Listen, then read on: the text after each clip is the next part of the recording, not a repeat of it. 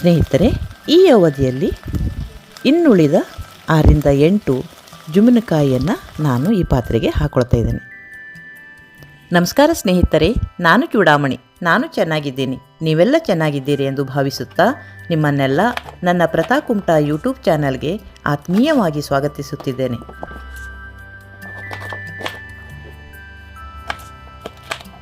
ಸ್ನೇಹಿತರೆ, ಬೆಂಡೆಕಾಯಿ ಯಾರಿಗೆ ಇಷ್ಟವಿಲ್ಲ ಹೇಳಿ?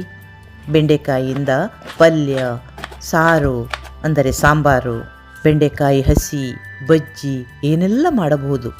ಇಂದು ನಾನಿಲ್ಲಿ ಬೆಂಡೆಕಾಯಿಯನ್ನು ಬಳಸಿ ಸಾಂಬಾರು ಮಾಡುವುದನ್ನು ತಿಳಿಸ್ತಾ ಇದ್ದೇನೆ. ಇಲ್ಲಿ ನಾನು ಸಾಂಬಾರು ಮಾಡಲು ಬೇಳೆಯನ್ನು ಬಳಸ್ತಾ ಇಲ್ಲ. ಇದು ತುಂಬ ರುಚಿಯಾಗಿರ್ತದೆ. ನನ್ನ ಮಕ್ಕಳಿಗಂತೂ ತುಂಬ ಇಷ್ಟ.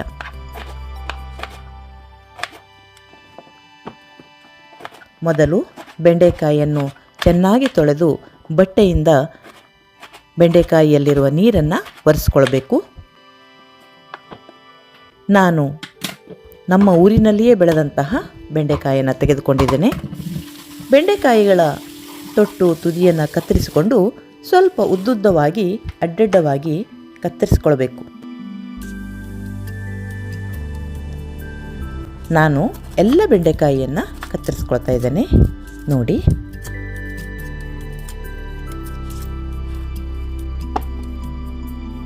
ನಂತರ ಒಂದು ಮಧ್ಯಮ ಗಾತ್ರದ ಈರುಳ್ಳಿ ತೆಗೆದುಕೊಂಡು ಕತ್ತರಿಸಿಕೊಳ್ತಾ ಇದ್ದೇನೆ. ಒಂದು ಬೆಳ್ಳುಳ್ಳಿ ಗಡ್ಡೆಯನ್ನು ತೆಗೆದುಕೊಂಡು ಎಸಳುಗಳನ್ನು ಬಿಡಿಸ್ಕೊಳ್ತಾ ಇದ್ದೇನೆ ನೋಡಿ. ಅವನ್ನು 2 ಭಾಗವನ್ನು ಮಾಡಿ ಅರ್ಧದಷ್ಟನ್ನು ಒಗ್ಗರಣೆಗೆ ತೆಗೆದಿರಿಸಿಕೊಳ್ತಾ ಇದ್ದೇನೆ.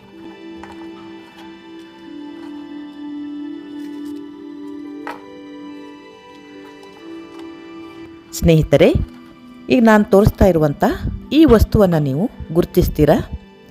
ಇದನ್ನು ನಮ್ಮಲ್ಲಿ ಜುಮ್ಮನಕಾಯಿ ಅಂತ ಹೇಳ್ತೇವೆ. ಸಾಮಾನ್ಯವಾಗಿ ಕೊಂಕಣಿಯಲ್ಲಿ ತಾಯ್ಫಳ ಅಂತಾರೆ. 8ರಿಂದ 10 ಈ ಜುಮ್ಮನಕಾಯಿ ತೆಗೆದಿಸಿಕೊಳ್ಬೇಕು.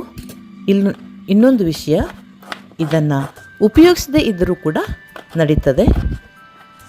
ಇದನ್ನು ಹಾಕಿದರೆ ಅದರ ಗಮ್ಮತ್ತೇ ಬೇರೆ, ಸ್ವಲ್ಪ ಡಿಫ್ರೆಂಟ್ ಆಗಿರುತ್ತದೆ.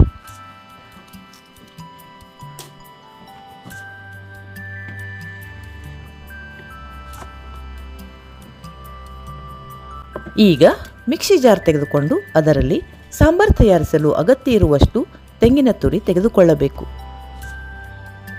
ನಾನಿಲ್ಲಿ ಸುಮಾರು 3 ಮುಷ್ಟಿಯಾಗುವಷ್ಟು ಹಸಿ ತೆಂಗಿನ ತುರಿ ತೆಗೆದುಕೊಂಡಿದ್ದೇನೆ.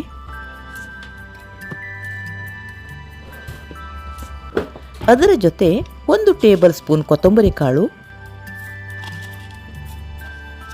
ಅರ್ಧ ಸ್ಪೂನ್ ಸೊಂಪು, ಅರ್ಧ ಸ್ಪೂನ್ ಜೀರಿಗೆ, 1/4 ಸ್ಪೂನ್ ಅರಿಶಿನ ಪುಡಿಯನ್ನು ಹಾಕಿಕೊಳ್ತಾ ಇದ್ದೇನೆ. ನಂತರ 6ರಿಂದ 8 ಬೆಳ್ಳುಳ್ಳಿ ಎಸಳುಗಳನ್ನು ಹಾಕಿಕೊಳ್ತಾ ಇದ್ದೇನೆ. ಆಮೇಲೆ 8 ಒಣಮೆಣಸನ್ನು ತುಂಡರಿಸಿ ಇದರಲ್ಲಿ ಸೇರಿಸ್ತಾ ಇದ್ದೇನೆ. ಇಲ್ಲಿ ನಾನು ಹೆಚ್ಚು ಖಾರ ಇಲ್ಲದ ಬ್ಯಾಡಗಿ ಮೆಣಸನ್ನು ಹಾಕಿಕೊಂಡಿದ್ದೇನೆ.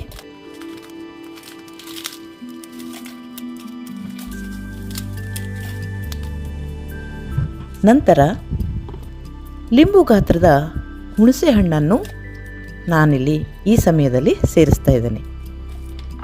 ಈಗ ರುಬ್ಬಲು ಒಂದು 5-6 ಜುಮ್ಮನಕಾಯಿಯನ್ನು ಹಾಕ್ಕೊಳ್ತಾ ಇದ್ದೇನೆ. ನಮ್ಮಲ್ಲಿ ಇದು ನನಗೆ ಸಿಕ್ಕಿದೆ, ಅದಕ್ಕೆ ಇದನ್ನು ಕೂಡ ಸೇರಿಸ್ತಾ ಇದ್ದೇನೆ. ಈಗ ರುಬ್ಬಲು 1 ಲೋಟ ನೀರನ್ನು ಹಾಕಿಕೊಂಡು ನುಣ್ಣಗೆ ರುಬ್ಬಿಕೊಳ್ತಾ ಇದ್ದೇನೆ.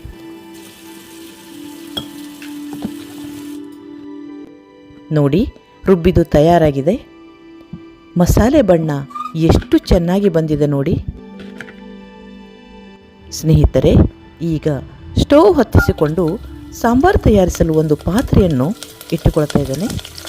ಅದರಲ್ಲಿ 2ರಿಂದ 3 ಚಮಚ ಅಡುಗೆ ಎಣ್ಣೆಯನ್ನು ಹಾಕಿಕೊಳ್ತಾ ಇದ್ದೇವೆ. ಎಣ್ಣೆ ಬಿಸಿಯಾಗುತ್ತಿದ್ದಂತೆ ಬೆಳ್ಳುಳ್ಳಿ ಗಡ್ಡೆಯಲ್ಲಿ ಮಿಕ್ಕಿದ ಬೆಳ್ಳುಳ್ಳಿ ಎಸಳುಗಳನ್ನು ಅದರಲ್ಲಿ ಸೇರಿಸ್ತಾ ಇದ್ದೇನೆ. ನಂತರ ಅರ್ಧ ಚಮಚ ಜೀರಿಗೆ, ಅರ್ಧ ಚಮಚ ಸಾಸಿವೆ, 2 ಕಡ್ಡಿ ಕರಿಬೇವಿನ ಎಲೆಗಳನ್ನು ಎಣ್ಣೆಯಲ್ಲಿ ಹಾಕಬೇಕು. ಅವು ಚಟಪಟ ಅನ್ನುತ್ತಿದ್ದಂತೆ ಚಿಟಿಕೆ ಇಂಗನ್ನು ಕೂಡ ಸೇರಿಸ್ಕೊಳ್ಬೇಕು. ಈ ಸಮಯದಲ್ಲಿ ಒಂದು ಒಣಮೆಣಸನ್ನು ತುಂಡರಿಸಿ ಹಾಕ್ಕೊಳ್ಬೇಕು.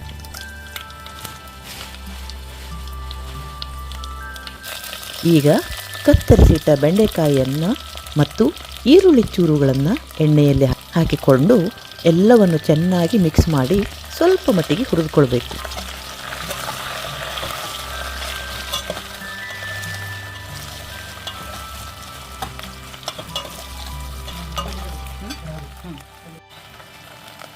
ಸ್ನೇಹಿತರೆ, ಈ ಅವಧಿಯಲ್ಲಿ ಇನ್ನುಳಿದ 6ರಿಂದ 8 ಜುಮ್ಮಿನಕಾಯಿಯನ್ನು ನಾನು ಈ ಪಾತ್ರೆಗೆ ಹಾಕ್ಕೊಳ್ತಾ ಇದ್ದೇನೆ.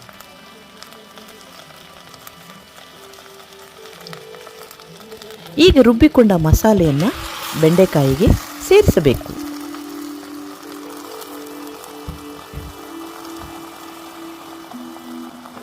ಸ್ವಲ್ಪ ನೀರನ್ನು ಮಿಕ್ಸಿ ಜಾರಿಗೆ ಸೇರಿಸಿ ಅದರಲ್ಲಿರುವ ಎಲ್ಲ ಮಸಾಲೆಯನ್ನು ಪಾತ್ರೆಗೆ ಸೇರಿಸಿ ಸೌಟಿನಿಂದ ಚೆನ್ನಾಗಿ ತಿರುಗಿಕೊಳ್ಬೇಕು.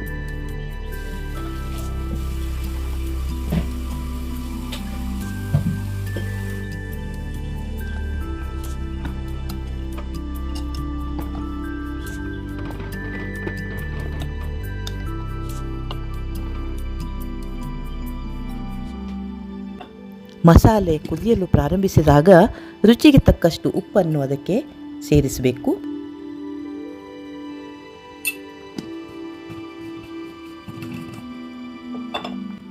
ಈಗ ಒಂದು ಅರ್ಧ ಚಮಚ ಬೆಲ್ಲದ ಹುಡಿಯನ್ನು ಮಸಾಲೆಗೆ ಸೇರಿಸಿ ಸೌಟಿನಿಂದ ಚೆನ್ನಾಗಿ ಮಿಕ್ಸ್ ಮಾಡಬೇಕು.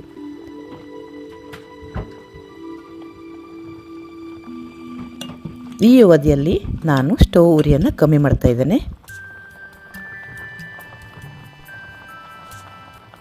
ಮಸಾಲೆ ಚೆನ್ನಾಗಿ ಕುದಿಯುತ್ತಿರುವಂತೆ ಕೊತ್ತಂಬರಿ ಸೊಪ್ಪನ್ನು ಕತ್ತರಿಸಿ ಇದಕ್ಕೆ ಸೇರಿಸಬೇಕು.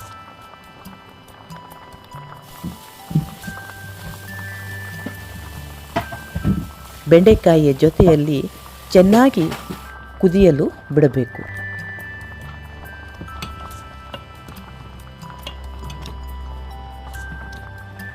ಎಲ್ಲವೂ ಚೆನ್ನಾಗಿ ಕುದಿಯುತ್ತಿರುವಂತೆ ಸ್ಟವ್ ಆಫ್ ಮಾಡಬೇಕು. ಈಗ ರುಚಿಯಾದ ಬೆಂಡೆಕಾಯಿ ಸಾಂಬಾರ್ ಊಟಕ್ಕೆ ತಯಾರಾಗಿದೆ.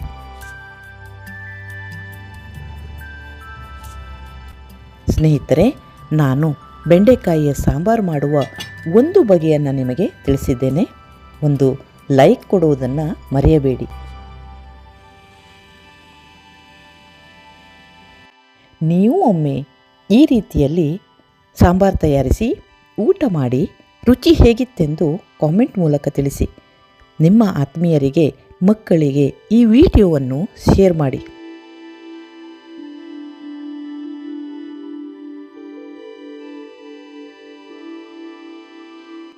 ಇಲ್ಲಿಯವರೆಗೂ ನನ್ನ ಈ ಬೆಂಡೆಕಾಯಿ ಸಾಂಬಾರು ಮಾಡುವ ವಿಡಿಯೋವನ್ನು ನೋಡಿದ್ದೀರಿ.